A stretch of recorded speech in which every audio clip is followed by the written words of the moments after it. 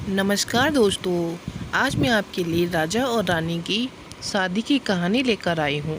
शाही नगर के नामक एक राज्य था। उसके राजा नरेंद्र चौधरी थे। शाही नगर राज्य बहुत ही खुशहाल और समृद्ध राज्य था। उस राज्य में किसी भी चीज़ की कमी नहीं थी। राजा अपनी प्रजा को बेटे जैसा प्यार करता और प्रजा भी राजा को अपना भगवान मानती थी। राजा को शिकार करना बहुत अच्छा लगता था, लेकिन उस राजा की अभी तक शादी नहीं हुई थी। राजा को रोजाना कई राजकुमारियों के रिश्ते आते थे, लेकिन उन राजकुमारियों में से राजा को कोई भी राजकुमारी पसंद नहीं आती। राजा से एक दिन मंत्री ने पूछा, महाराज आपको कैसी राजकुमारी पसंद आएगी?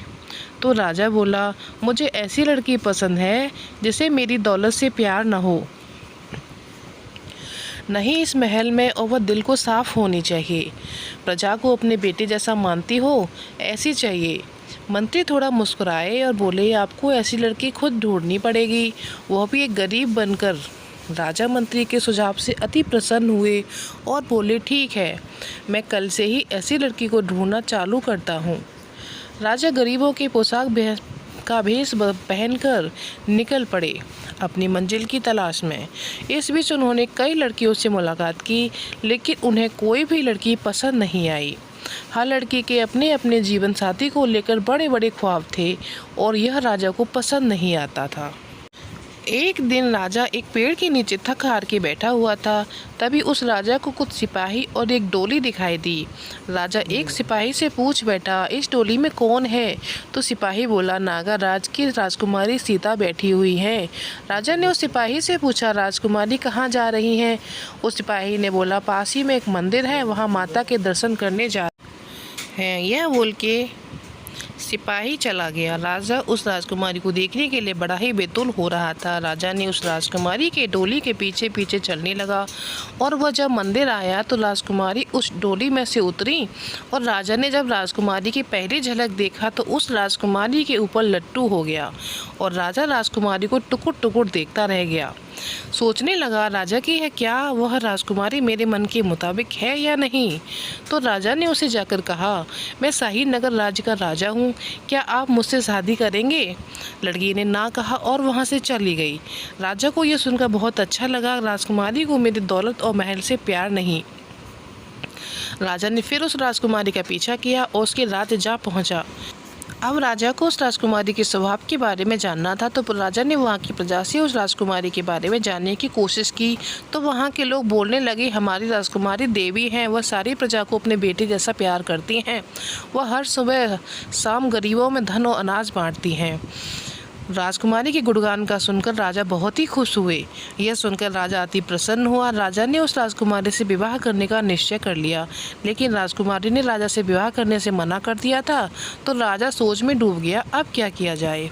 राजा ने राजकुमारी के पिता से बातें की और कहा, मैं आपकी बेटी से शादी करना चाहता हूँ। राजकुमारी के पिता ने कहा, हमारी बेटी को अगर तुम पसंद आए तो हम शादी के लिए राजी हैं। जब राजा ने राजकुमारी से शादी की बात की तो राजकुमारी ने राजा के सामने 3 शर्त रखी। पहली शर्त, राजा को राजकुमारी को तलवारबाजी में हराना होगा। राजा ने यह शर्त मान ली और राजकुमारी को तलवारबाजी में हरा दिया। फिर राजकुमारी ने राजा के सामने दूसरी शर्त रखी, कहा कि तुम्हें अगर मुझसे शादी करनी है तो तुम्हें प्रजा में से किसी एक की हत्या करनी होगी। राजा ने ये दूसरी शर्त सुनकर राजकुमारी से विवाह करने से मना कर दिया और कहा कि प्रजा मेरे लिए मेरे बेटे जैसे है, मैं उनकी हत्या नहीं कर सकता। यह सुनकर राजकुमारी प्रसन्न हुई और कहा, तुम दूसरी शर्त भी जीत गई, और कहा, मैं तुम्हारी परीक्षा ले रही थी, तुम अपनी प्रजा से प्यार करते हो या फिर नहीं। राजकुमारी की तीसरी शर्त। राजकुमारी ने फिर राजा के सामने तीसरी और आखिरी शर्त रखते हुए कहा, तुम्हें एक पहेली सुलझानी होगी। वह पहेली यह है कि आपके पास 8 सिक्के हैं जो देखने में एकदम एक समान हैं। आपको पता लगाना है कि उसमें से एक सिक्का नकली है, नकली सिक्का बाकी सब सिक्कों से ज़रा सा वजनी है। अगर आपके पास एक बैलेंस तराजू है पर कोई बात नहीं, लेकिन उस तराजू से आप सिर्फ 2 बार ही तौल सकते हैं, तो नकली सिक्के को कैसे पहचानेंगे? राजा थोड़ा सोचने लगा। थोड़ी देर सोच विचार करके राजा ने कहा, 3-3 सिक्के निकालकर तराजू के दोनों ओर रखे। अगर दोनों पलड़ा बराबर हैं तो इन 6 सिक्कों को छोड़कर बचे 2 सिक्कों को एक-एक पलड़े पर रखे। जो भारी निकले वो नकली है। अगर एक तरफ पलड़ा भारी है तो भारी पलड़े के 3 में से 2 सिक्के निकालें और उन्हें तौल लें। अगर बराबर हो तो बचा हुआ सिक्का नकली है। अगर एक भारी हो तो वो सिक्का नकली है। यह सुनकर राजकुमारी ने कहा सही जवाब और शादी के लिए राजी हो गई। राजा ने राजकुमारी से शादी कर ली। उसके साथ अपना जीवन हंसी खुशी बिताने लगे।